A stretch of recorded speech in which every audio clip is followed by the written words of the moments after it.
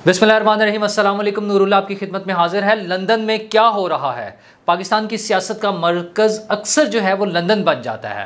पाकिस्तान में तो वैसे मरकज़ एक ही है, लेकिन जब पाकिस्तान से बाहर जब लोग बैठकर बात करते हैं तो पाकिस्तान की सियासत का मरकज़ फिर लंदन होता है। तो एक मरतबा फिर वही आलम है कि वज़ीर-ए-आज़म पाकिस्तान शहबाज शरीफ लंदन पहुँचे हुए हैं।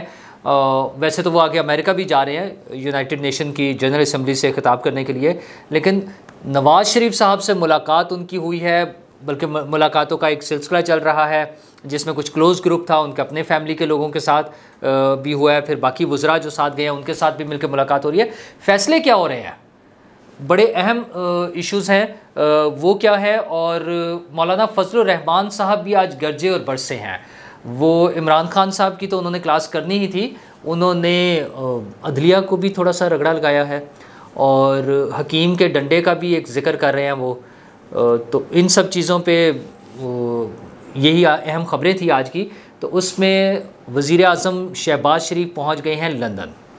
अच्छा, वो पहले SCO का इजलास आपको पता है अटेंड करके आए हैं, काफ़ी सारे सरबराहान से मिले हैं, अब वो लंदन चले गए हैं। लंदन में असल मुलाकात तो उनकी नवाज़ शरीफ साहब से ही है, और वैसे उसके अलावा वो मलका बरतानिया की आखिरी रसूमात जो हैं उनमें भी शिरकत करेंगे, और उसके बाद वो चले जाएंगे अमेरिका, अक़वाम मुत्तहिदा की जनरल असम्बली से खिताब करने के लिए। तो लंदन में क्या हो रहा है? लंदन में पाकिस्तान के सियासी मुस्तकबिल का फ़ैसला हो रहा है। फ़ैसला तो तकरीबन उन्होंने आपस में किया हुआ है, उसका रोड मैप बन रहा है कि प्लानिंग हो रही है कि क्या क्या कौन कौन से स्टेप्स लेने हैं, क्या क्या मोहरे चलने हैं और क्या होना है सारा कुछ। सबसे अहम इशू इलेक्शन, कि इलेक्शन कब होना है। बड़ा शोर रहा है कि जी जल्दी इलेक्शन होगा, कभी इस साल के वो जब हुकूमत तब्दील हुई थी फ़ौरन बाद हो रहा था, फिर अक्टूबर की लोग तारीखें देते रहे, सितंबर की भी तारीखें दी, फिर अक्टूबर की तारीखें दी, फिर अब चल रहा है आगे मामला, कोई लोग मार्च कह रहे हैं, लेकिन वहाँ पर ये फ़ैसला हो रहा है कि इलेक्शन अपने वक्त पर होगा, यानी अगले साल अगस्त के बाद जो है इलेक्शन का मामला शुरू होंगे। तो उस वक्त तक कोई परेशानी नहीं है हुकूमती इत्तेहाद को। वो बड़ा क्लियर है कि इमरान खान साहब जो मर्ज़ी शोर मचा लें, जो मर्ज़ी कहें, इलेक्शन अपने वक्त पर होगा। अच्छा, दूसरा है मसला क्या? आर्मी चीफ़ की तकर्री। तो उसके लिए एक चीज़ तो क्लियर होती जा रही है कि हुकूमती इत्तेहाद का जो मौक़िफ़ है वो ये नज़र आ रहा है कि एक्सटेंशन नहीं होगी।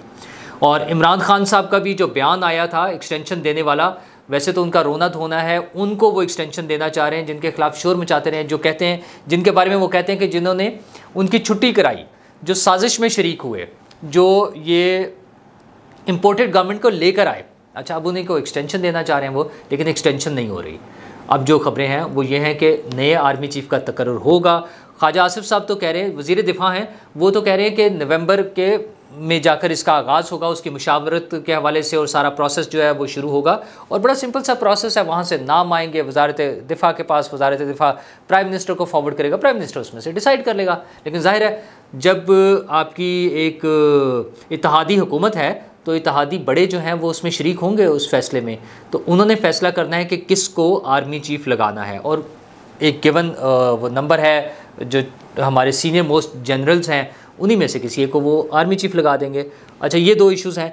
अगरचे ख्वाजा आसिफ ने कहा है कि लंदन में इस पर बात नहीं हुई। ख्वाजा आसिफ आज उन्होंने एक नया बयान भी दे दिया कि यानी, लेकिन उससे पहले खुर्रम दस्तगीर साहब भी कह चुके हैं, और बड़ी ऑब्वियस सी बात है। वैसे तो ये इमरान खान साहब को भी पैगाम मिल चुका है, जहाँ से उन्होंने कोशिश की ना दोबारा राब्तों की अपने नंबर बहाल करने के लिए, वहाँ से उन्हें पैगाम मिल चुका है कि ये अब फैसले जो हैं नवाज़ शरीफ साहब, आसिफ जरदारी साहब, मौलाना फजलुर रहमान साहब, मौजूदा हुकूमत और उनके इत्तेहादी मिलकर करेंगे। तो आप उधर से रब्ता करना है तो कर लें, हमारी तरफ से जवाब है।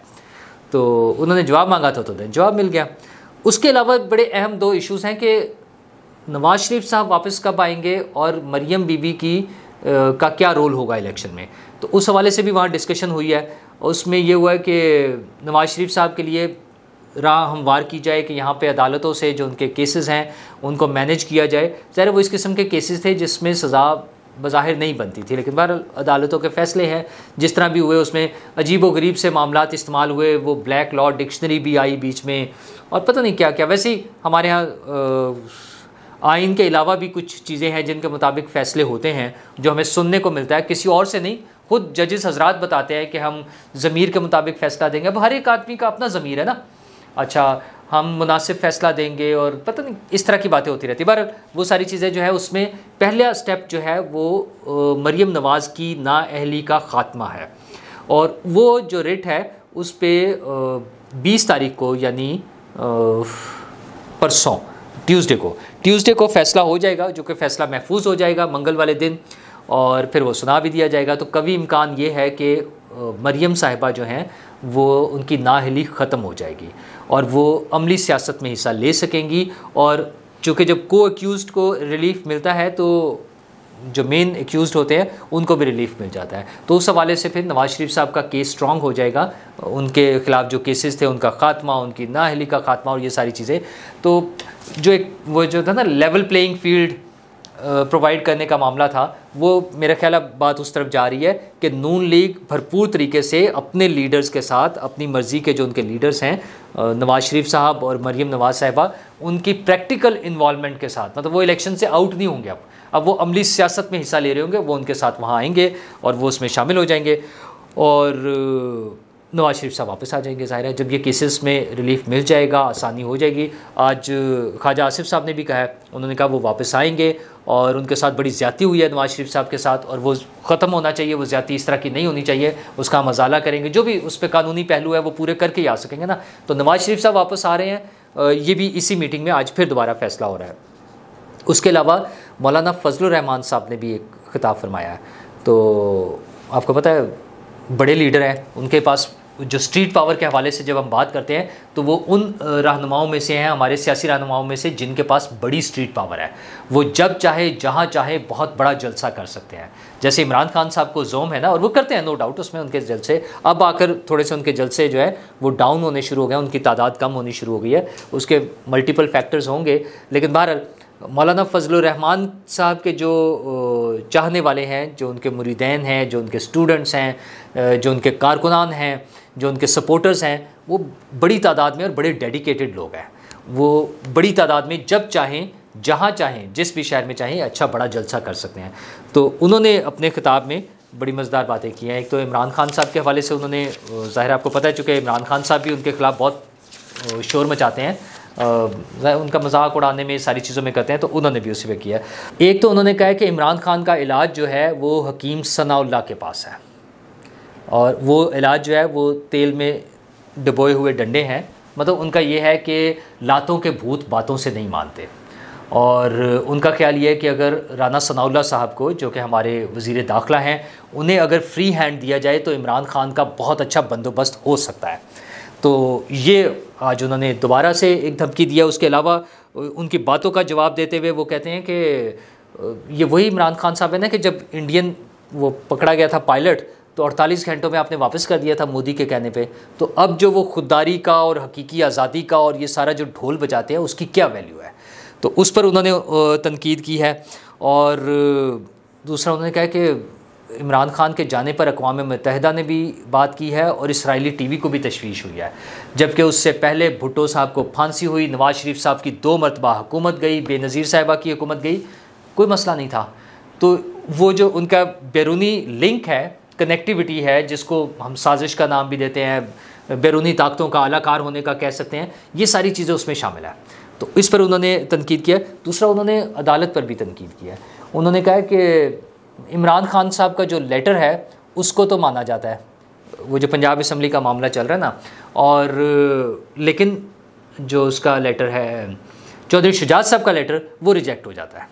तो ज़ाहिर है ये अदालत का काम था, अदालत ने करना था। एक सियासी जमात के सरबराह का लेटर उन्होंने एक्सेप्ट कर लिया, दूसरे जमात के सरबराह का लेटर उन्होंने रिजेक्ट कर दिया। तो लेकिन कानून में प्रोविज़न होती है, अदालतों को कोई नहीं पूछ सकता। हाँ, अगर किसी को एतराज़ है तो उसके खिलाफ अपील में जाएं, उसका रिव्यू लें, जो भी करें, वो सारी चीज़ें मौजूद है। लेकिन मौलाना फजलुर रहमान ने आज उनको थोड़ा सा रगड़ा लगाया है। और उसमें अहम खबर यह, पंजाब, चूँकि वो पंजाब हुकूमत के हवाले से है, तो पंजाब हुकूमत के जाने का जैसे शोर मचा रहता है, ख़ुद परवेज़ इलाही साहब को और बोनस इलाही साहब को यकीन है कि पंजाब हुकूमत जा रही है। वो इस तरह से कि हमारे एक दोस्त जो मोनस इलाही साहब के साथ उनका बहुत अच्छा ताल्लुक़ है, वो आजकल अमेरिका में हैं, तो उन्होंने वहाँ से मोनस इलाही को फ़ोन किया किसी काम के लिए। तो मोनस इलाही साहब ने फरमाया कि मुझसे जो भी काम है हमसे वो फौरी ले लें, पता नहीं कितने दिन की हुकूमत है, किसी भी दिन चेंज हो सकता है सीन। तो अगर मोनस इलाही साहब का अपना ये ख्याल है कि किसी भी दिन सीन चेंज हो सकता है, तो आप सोचें कि मामलात क्या होंगे। ज़ाहिर है परवेज़ इलाही साहब को पता है, इमरान खान साहब को पता है कि पार्टी की जो पोजीशन है बहुत वीक हुई हुई है। जो काफ लीग के लोग हैं चौधरी शुजात के साथ राब्ते में हैं और किसी भी दिन वो 8-9 लोग वहाँ से उधर जाएंगे और पंजाब हुकूमत का ख़ात्मा हो जाएगा और फिर दोबारा से नून लीग की हुकूमत आएगी। हाँ, इस मरतबा कुछ बातें हो रही हैं कि वज़ीर आला कौन होगा, लेकिन गेम वापस नून लीग के हाथ में, नवाज़ शरीफ के हाथ में जा रही है और इमरान खान साहब के हाथ से चीज़ें निकल गई हैं। शुक्रिया।